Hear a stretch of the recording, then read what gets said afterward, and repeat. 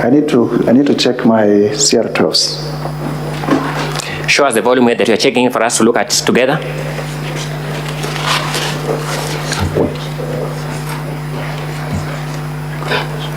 Mr. Speaker, I wouldn't mind a time indication of how much time I've spent. The Pingo Beach on volume 2A, page 18.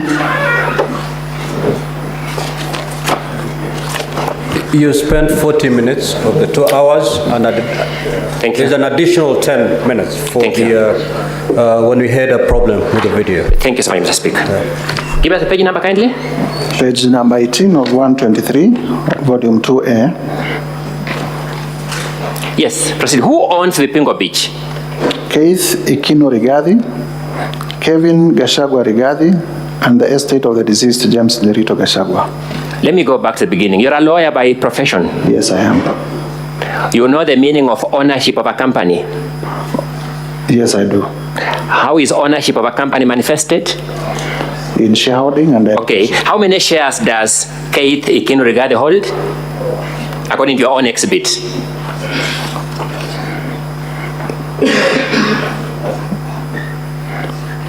It may be getting hotter, but look at the document, compose yourself, and read. How many shares does Keith Ikino Rigathi hold according to your own document? They are not indicated. How many shares does Kevin Gachagua Rigathi hold according to your own exhibit? They are not indicated. What is the total number of shares in that company? 10,000. Who is indicated as owning all those 10,000 shares? There is a shareholding by the estate of the deceased James Derito Gachagua. It is the estate of the deceased James Derito Gachagua. True or not true? They own 10,000 shares. What is the total number of shareholding? 10,000. They own all the shares. They own 10,000 shares. What is the total number of shares in that company? 10,000. So they own all the shares. The estate of the late James Derito Gachagua owns all the shares according to your document. It would appear so. Is it so or is it not so? From your own document. It on the face of the document, it would appear so. Do you doubt this document you have given us? No, I don't doubt it. Thank you. The Deputy President then in defense says, this is a property owned by the estate of my late brother. Is he speaking the truth or not? From your own document. The Deputy President says, this is a company owned by the estate of my late brother. Looking at your own document, is the Deputy President saying the truth or is he not saying the truth? Remember, you are a lawyer all the time. The estate of the deceased James Derito Gachagua owns 10,000 shares. Out of how many shares? I wouldn't vouch for the truthness of the Deputy President's I'm saying testimony. The estate of the late James Derito Gachagua owns 10,000 shares. Out of how many? 10,000. Mr. Mutuse, you told me you are a lawyer. Yes. And let's be lawyers now. Yes. When the Deputy President therefore says this company is wholly owned by the estate of my deceased brother, is he speaking the truth or not according to your document? It's either yes or no. We make progress. We move, Honorable Mutuse. Yes. Thank you so much. You had begun by telling us you have a problem with this company. You have a problem with the estate of the deceased owner holding all the shares in the company? No, we do not have a problem with that. From your company law knowledge, do you know the role of directors in a company? Yes, I do. What directors play in a company? They direct. Directors are management. They manage. They direct the management. Correct. The leadership. What is wrong with these two boys managing this company on behalf of the shareholders who are disclosed? What is wrong against the law? There is nothing wrong. Okay. The value of this hotel is part of your 5.2 billion. True or not true? It is. Are you willing to deduct it now from that? Because you can now see who owns it. At the appropriate time, we will show. Are you willing to deduct it? No. Thank you.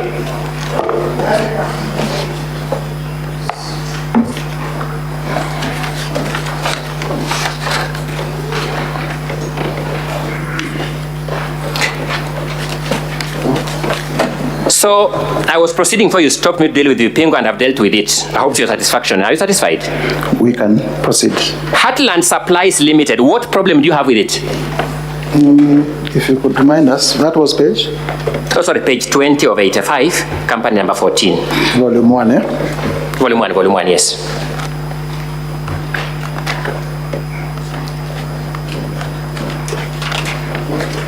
Kindly move the Company number? Number 14. Company number 14. Just to confirm, we are on the same page. This is Heartland Supplies Limited. Yes. We have no quarrel with Heartland Supplies.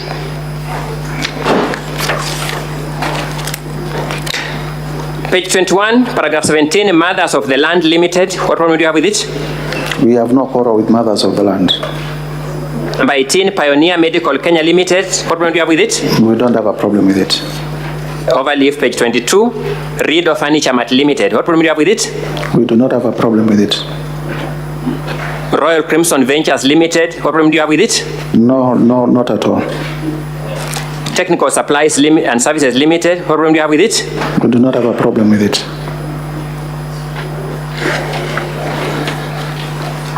You listed all these companies just to create a screaming headline for your motion with no problem with them. We listed all these companies to show that they are associated with persons close to the Deputy President and that they are companies that are either used or can potentially be used for purposes of corruption and money laundering. Okay, they can potentially be used. The DP intends to use them in future, so this motion is preventive. Indeed, we are addressing fears. You have come here to address fears that DP may use this company in future to commit corruption. Indeed, yes. That's why you want this Senate to impeach the DP on this ground. We have also shown... No, that's why you want this Senate to impeach the DP on this ground. There are some that we have shown have been I've taken through a number of companies, Mr. Mutuse. I've taken the number of companies, yes, one by one. Yes. You have said you have no problem with them. We have no problem with the ones that we have said we have no problem with.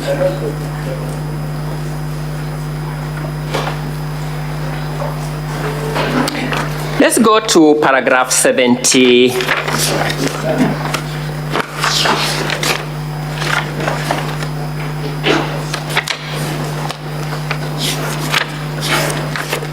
A. 78A.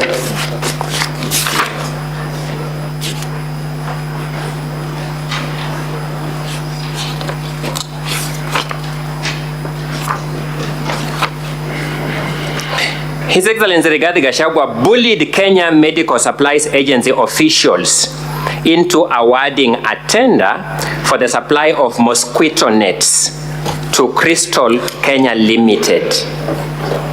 Was Crystal Kenya Limited a bidder for this tender? Crystal Kenya Limited is a local... I've asked you, was it a bidder for this tender? It is a local representative of... Is it a bidder for this tender? By the way, let me now ask you basic questions. Do you know the meaning of the word bidder? Honorable Mutuse. It is not a bidder. Yeah, we make progress. We respond, we make progress.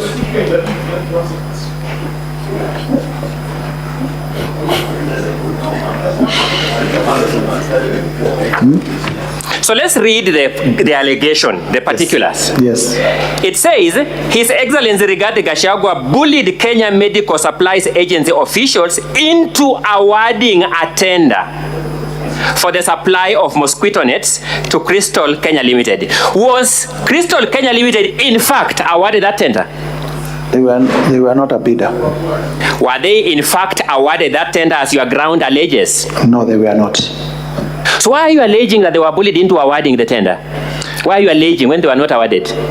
They are the local representative. I'm asking, why are you alleging that they were bullied into being awarded the tender?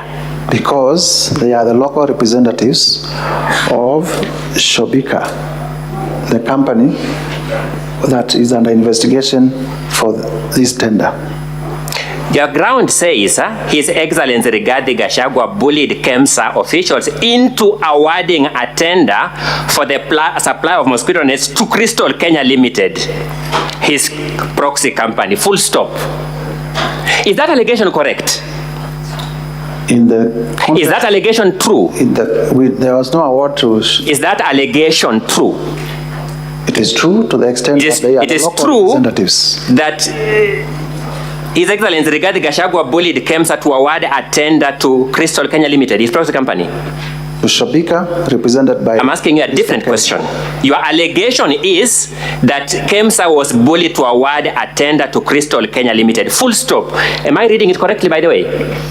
You are reading it correctly. Is that what I have read correctly itself true?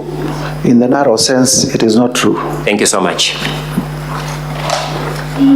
You also say that Crystal Limited had submitted a fake big bid bond with the sole intention of fraudulently acquiring public property.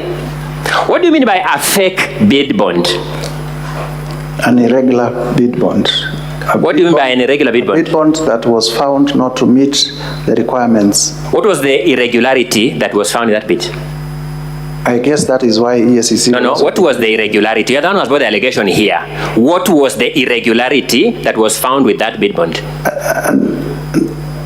There was a specific irregularity. What was it? It was brought outside time. You are sure of that fact? It was brought outside time. You are sure of that fact? Insofar as I know. I'm saying, are you sure of that fact? Because you're on oath. Insofar as I know. No, are you sure of the fact? It was brought out of time.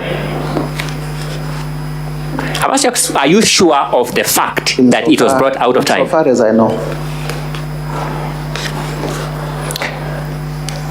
You referred us to the letter by KEMSA terminating that bid. Do you remember? Yes. Can you draw us to that letter, the volume number and the page where it is? And the counsel is talking to the witness, and you can see he's actually answering the question. He's a junior colleague. He's engaged in extremely unethical behavior that should not be done in a small claims court. Forget about our country's Senate. You've seen it with your own eyes. Counsel for the Deputy President, I cannot hear exactly what was exchanged there. And therefore, I don't have the benefit of what was exchanged, and I'm not in a position to rule on it. Okay.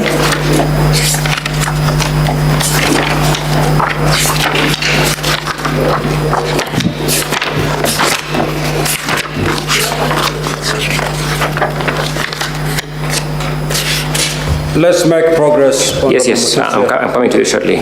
We have the affidavit of Dr. Andrew Muller, who was the acting CEO of KEMSA at the time. I've asked for the letter from KEMSA rejecting the bid, the letter, the story letter.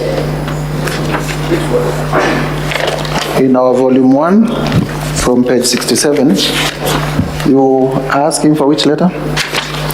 As if you refer to the letter by KEMSA that rejected the bid in this mosquito net deal. No, I referred us to the messages from Honorable Rigathi Gachagua's son to the children, to the CEO. Let's go to that directly. Let's just go to that issue directly so that we finish with it now that you have raised it. Are you referring to the document at page 70 of volume 1? Yes, indeed. From which phone number is that message coming? It needs to be read. But from which phone number? You know a phone number? With paragraph 4. I've asked from which phone number? Just give me the phone number. Plus. It is sending the message. Plus 254 717 871 036. I'm asking at that page, we can see a screenshot of a message. Is that screenshot telling us the phone number is coming from? It is not. It is not. Yes.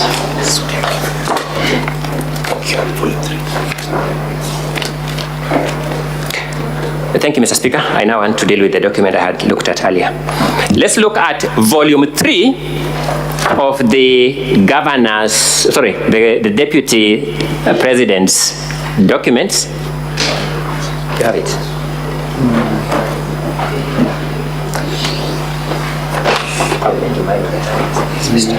Look at volume 3 of the deputy president's documents at page 180.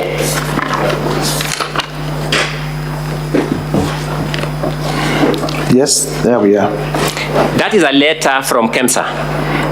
Yes, on the face of it. It is addressed to Shobika Impex Private Limited. Yes. It is setting out the reason why that bid was unsuccessful. Does it set out the reason? It says, reference is made to the above, sorry, my apologies. We are looking at page 180 of volume 3 of the Deputy President's documents. And it's been projected on the screen. For those of us who can see the font on the screen, it's been projected on the screens. It is setting out the reason why that bid was rejected. It is because the tender security was not paginated. Yes, from this document it says so. That's what you are calling a fake bid document. That's what you are describing as a fake bid document. The document you have shown. I'm asking, this reason is what you are saying constitutes a fake bid document. Of course, if the tender security was not paginated, yes, it is irregular. Are you saying it is fake? It is irregular. Then I'm asking a different one. Are you saying you want this sentence to conclude that this attribute, failing to put a page number on a bid document, made it fake? It made it irregular. I'm asking a different, the word you have used in the motion is fake. We are trying the motion. No, but irregular. Thank you. Your statement in the motion, therefore, that was fake is not true. It's false. Your statement in the motion that was fake is false. Strictly yes. Thank you.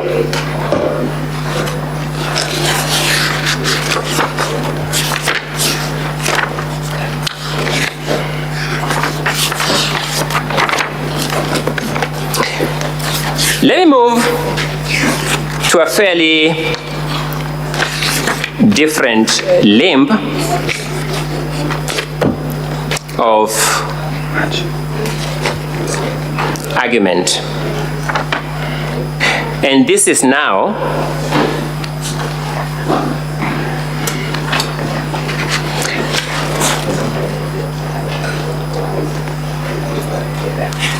let's go to the question of Olive Gardens Hotel.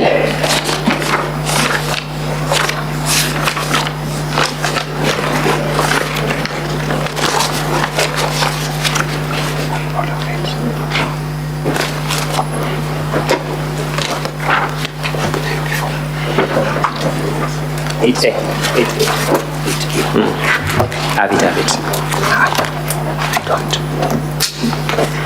I don't have it.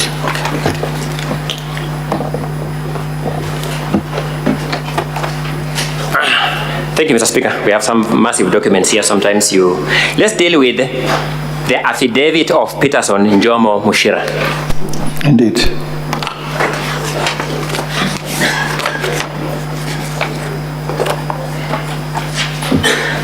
According to Peterson Njomo Mushira, how did he acquire this property?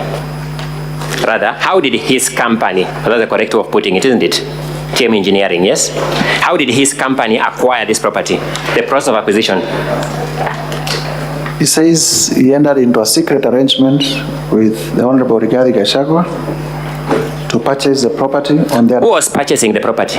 On the understanding that... No, I'm asking a different question. Who was purchasing the property? That TM Engineering.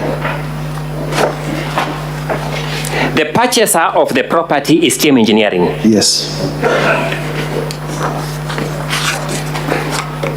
Who is the registered proprietor of the property? Let me confirm.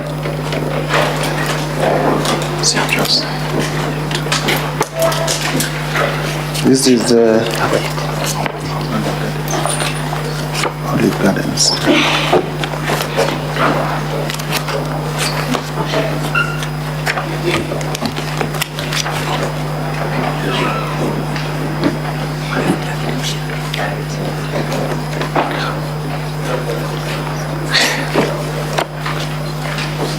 Who is the registered proprietor of the property, Olive Gardens Hotel? I'm tracing the documents.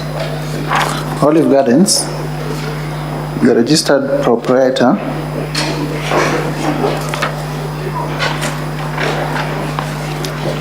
is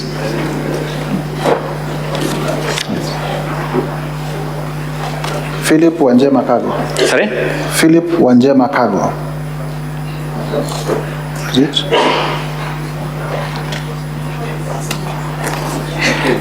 Kindly refer to the page, the volume and the page you're looking at. This is the volume 2A, page 10 of 123.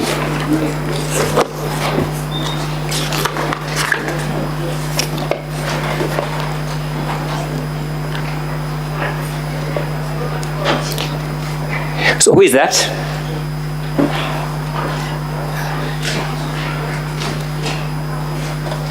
Who is that?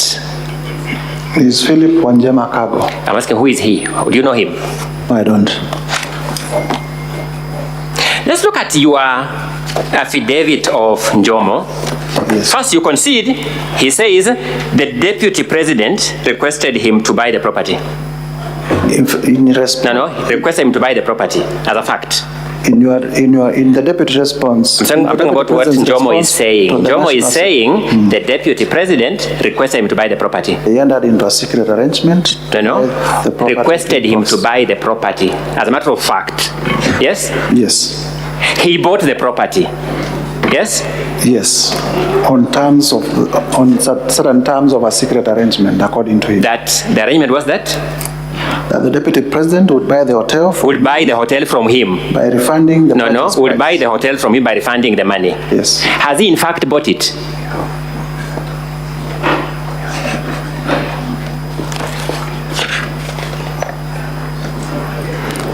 He would be the correct Has he? No, you are the motion mover. You are here with us. You will not run away from anything, Mr. Mutuse. Has he in fact bought it? I would imagine so. Sorry? I would imagine so. When did he buy it? I do not know. Oh, you want these senators to impeach this deputy president on your imagination? I have said, and there is nothing wrong with not knowing. I do not know. Does Mr. Peterson Njomo Mushira say that in fact the DP has bought this hotel? Does he say so, that in fact the DP has bought this hotel?